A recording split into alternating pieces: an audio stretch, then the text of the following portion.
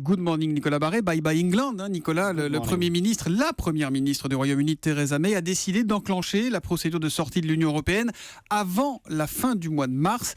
Cette décision cache un tournant de la droite britannique. Oui, écoutez, c'est la fin, au moins provisoire, de la droite libérale britannique, la droite façon Cameron ou Thatcher, si vous voulez.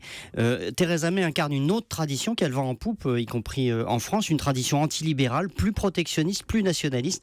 Les Britanniques veulent reprendre en main leur destin. C'est une réaction par rapport à la mondialisation encensée par les libéraux. Et derrière, on peut y voir aussi la réhabilitation de l'État, d'un État interventionniste. Et c'est pas du tout l'image que l'on a de la droite britannique, ça, quand même. C'est surprenant, ce que vous dites. Effectivement, c'est assez surprenant. Au congrès du Parti conservateur qui se tient en ce moment à Brighton, les libéraux sont aux abris. Et ceux qui ont le vent en poupe, ce sont les souverainistes. May a fait un discours elle n'avait qu'un seul mot à la bouche, c'était souveraineté. C'est la fin de la loi européenne sur le sol britannique, a-t-elle dit. Son ministre de l'Industrie, Greg Clark, a dit: avec la sortie de l'Union européenne, nous nous affranchirons du régime des aides d'État qui interdit à l'État britannique d'aider une entreprise. Ce sont des paroles évidemment inimaginables dans la bouche d'un ministre de Cameron.